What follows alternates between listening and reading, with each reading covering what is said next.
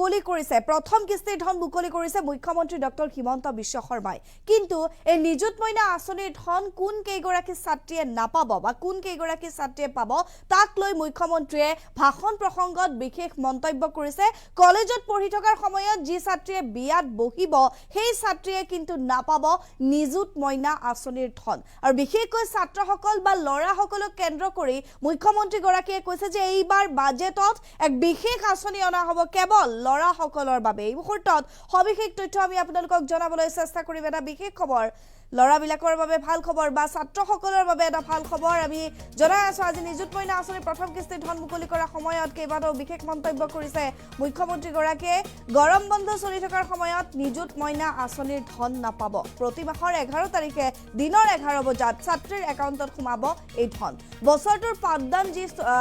যি মাহত চলি থাকিব সেই মাহতহে লাভ কৰিব নিযুত মইনা আঁচনিৰ ধন ডিগ্ৰী পঢ়ি থকাৰ সময়ত বিয়া হোৱা ছাত্ৰীয়ে এই ধন লাভ নকৰিব বিশ্ববিদ্যালয়ৰ ছাত্ৰী বিয়াত বহিলেও এই আঁচনিৰ ধন লাভ কৰিব কলেজত পঢ়ি থকা ছাত্ৰীয়ে যদি বিয়া হয় তেনেহলে ধন নাপাব কিন্তু ইউনিভাৰ্চিটি ক্ষেত্ৰত কথাটো সুকিয়া পোষ্ট গ্ৰেজুৱেচনৰ সময়ত লাভ কৰিব বিয়া হলেও ছাত্ৰীয়ে নিযুত মইনাৰ ধন বিশেষকৈ ভেঞ্চাৰ স্কুল বা যিসমূহ কলেজ আছে ভেঞ্চাৰ কলেজ সেই কলেজসমূহত পঢ়ি থকা ছাত্ৰীসকলৰ কথা অহা মাহত চিন্তা কৰিব হিমন্ত চৰকাৰে আমি জনাই আছো 1,59,093 গৰাকীকৈ ছাত্ৰীলৈ আজি আৰ্থিক অনুদান প্ৰদান কৰিছে হিমন্ত চৰকাৰে খানাপাৰাত আঁচনি মুকলি কৰি অনুষ্ঠানটোত কেইবাটাও বিশেষ মন্তব্য কৰিছে বা বিশেষ ঘোষণা কৰিছে মুখ্যমন্ত্ৰী ডক্টৰ হিমন্ত বিশ্ব শৰ্মাই আমি জনাই আছো এটা বিশেষ খবৰ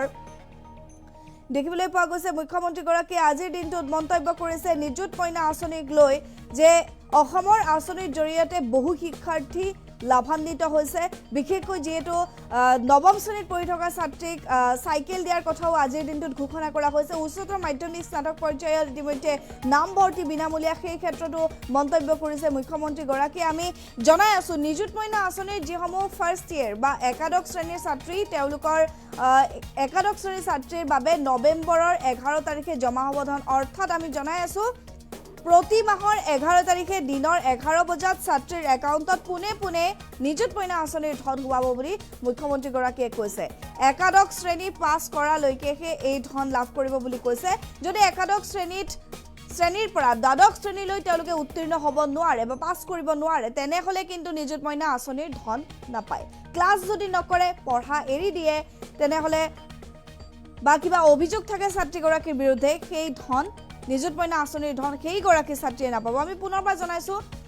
ফাৰ্ষ্ট ইয়েৰৰ পৰা সেকেন্ড ইয়েৰ পাছ নকৰিলে উত্তীৰ্ণ নহলে এই ধন নাপাব ক্লাছ যদি নকৰে কলেজত বা বিদ্যালয়ত তেতিয়াও আপুনি এই ধন নাপাব পঢ়া বাদ দিলে বা কিবা অভিযোগ থাকিলে ছাত্ৰীগৰাকীৰ বিৰুদ্ধে তেনেহলে এই আঁচনিৰ ধন লাভ নকৰিব যেহেতু গৰম বন্ধ 2 মাহ থাকে আৰু সেই 2 মাহ বন্ধৰ যি 2 মাহ সেই 2 মাহত এই আঁচনিৰ ধন লাভ নকৰে ছাত্ৰীসকলে স্নাতক পঢ়ি থকা ছাত্ৰ-ছাত্ৰীসকলে প্ৰতি মাহে এই আঁচনিৰ ধন লাভ কৰিব গ্ৰেজুৱেচন কৰি থকাৰ সময়ত যদি কোনো ছাত্ৰীয়ে বিয়াত বহে তেনেহলে এই আঁচনিৰ ধন তেওঁলোকে আৰু লাভ নকৰে কিন্তু ইউনিভাৰ্চিটিৰ ক্ষেত্ৰত বা পোষ্ট গ্ৰেজুৱেচন কৰা ছাত্ৰীৰ ক্ষেত্ৰত এই কথাটো সুকিয়া বিয়াত বহিলেও এই আঁচনিৰ ধন লাভ কৰিব ইউনিভাৰ্চিটিৰ ছাত্ৰীসকলে আৰু তেওঁ মন্তব্য কৰিছে বিশেষকৈ ছাত্ৰসকলৰ বাবে যে এইবাৰ বাজেটত ছাত্ৰসকলৰ বাবে বা লৰাৰ বাবেও এখন বিশেষ আঁচনিৰ চিন্তা চৰ্চা কৰা হৈছে বা এখন বিশেষ আঁচনি অনা হ'ব মন্তব্য আছে মুখ্যমন্ত্ৰী গৰাকীৰ ভাষণ প্ৰসংগত কি কৈছিল শুনো আহক সকল ছাত্ৰী পঢ়ি আছো অসমৰ আন ঠাইত আজি এখন বেংক ড্ৰাফ্ট পাব আৰু আমাৰ ইয়াত বহি থকা ছাত্ৰীসকলক একেলগে দিয়াৰ যেহেতু ব্যৱস্থা নাই অহাকালি স্কুলৰ প্ৰিন্সিপাল বা অধ্যক্ষসকলে তোমালোকক বেংক ড্ৰাফ্টখন দিব কিন্তু অহা মাহৰ পৰা 11 তাৰিখে বেংকত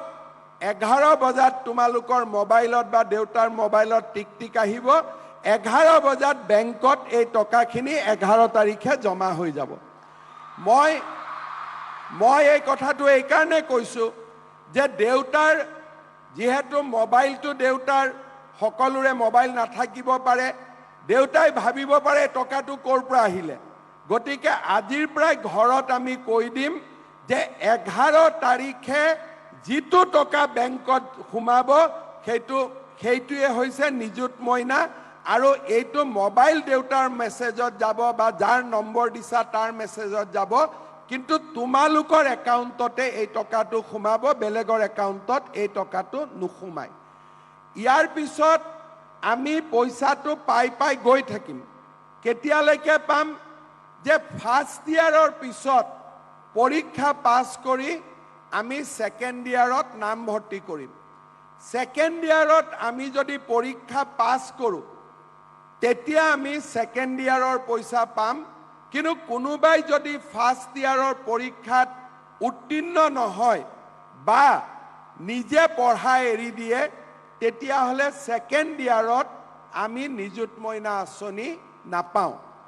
আৰু এটা সৰু ইয়াত চৰ্ত নহয় পৰামৰ্শ যে ছাত্ৰীসকলে তেতিয়া নিযুত মইনা আঁচনি পাব যাৰ বিৰুদ্ধে কোনো অভিযোগ নাথাকিব অৰ্থাৎ অভিযোগ মানে ক্লাছ নকৰা বা বিভিন্ন ধৰণৰ যিবিলাক আমাৰ স্কুলত যাক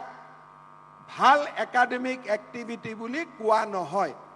সেইকাৰণে মই ছাত্ৰীসকলক অনুৰোধ কৰিম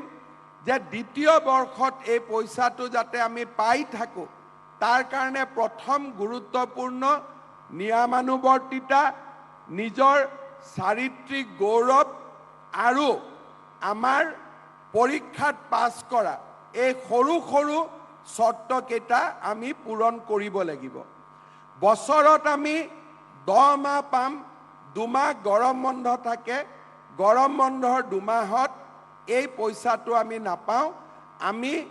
স্কুল চলি থকা সময়তহে আমি এই পইচাটো পাম কোনোবাই দ্বিতীয় বৰ্ষত নাম লগালে কিন্তু স্কুলত নাহে এটেন্ডেন্স নাই তেতিয়াও আমি এই পইচাটো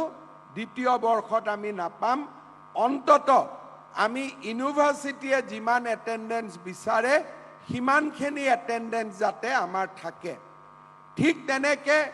যিসকলে ডিগ্ৰী ফাৰ্ষ্ট ইয়াৰৰ ছোৱালীয়ে এই পইচা যি পাব তেওঁলোকেও ডিগ্ৰী সেকেন্ড ইয়াৰতো পাব ডিগ্ৰী থাৰ্ড ইয়াৰতো পাব খালি সেকেন্ড ইয়াৰত অৰ্থাৎ থাৰ্ড সেমিষ্টাৰত আমি নাম ভৰ্তি কৰিব লাগিব ফিফথ সেমিষ্টাৰত আমি নাম ভৰ্তি কৰিব লাগিব মাহত 1250 টকাকৈ প্ৰত্যেক মাহৰ 11 তাৰিখে 12 বজাৰ আগতে বেংকত টকা জমা হ'ব যিসকলে পোষ্ট গ্ৰেজুৱেট পঢ়িব তেওঁলোকেও এই পুঁজি বা এই টকা বা এই বৃত্তি চৰকাৰৰ পৰা পাই থাকিব মাত্ৰ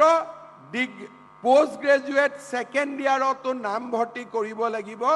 আৰু নিয়মীয়াকৈ ক্লাছত উপস্থিত থাকিব লাগিব এতিয়া বহুতে মোক কয়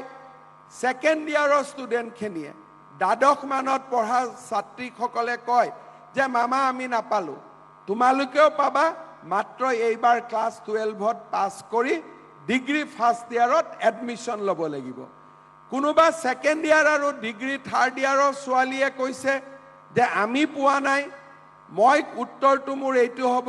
তোমালোকেও পাবা মাত্ৰ পোষ্ট গ্ৰেজুৱেটত নাম ভৰ্তি কৰাব লাগিব যদি কোনোবা ছোৱালীয়ে ডিগ্ৰী পঢ়ি থাকোঁতে বিয়া হৈ যায় তেতিয়াও এই পইচাটো পোৱা নাযাব কাৰণ এই পইচাটো আমি এই কাৰণেই দিছোঁ যাতে ডিগ্ৰীলৈকে আমি বিয়াত নবহোঁ দেউতা মায়ে বেয়া পাব নেকি আকৌ মই বিয়াত নবহোঁ বুলি কোৱা কাৰণে আমি ডিগ্ৰীলৈকে বিয়াত বহিব নালাগে কিন্তু ইউনিভাৰ্চিটিত পঢ়া ছোৱালীখিনিয়ে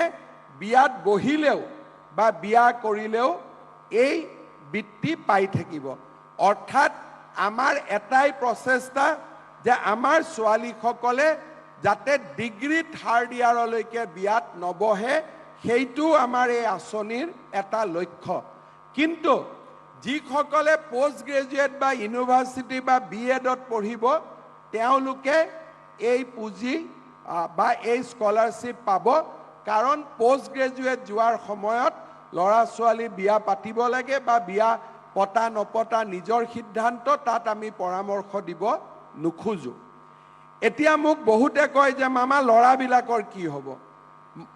হয়নে কয় না এইটো কথা ল'ৰাবিলাকে কয়নে নাই আমাৰ কি হ'ব বুলি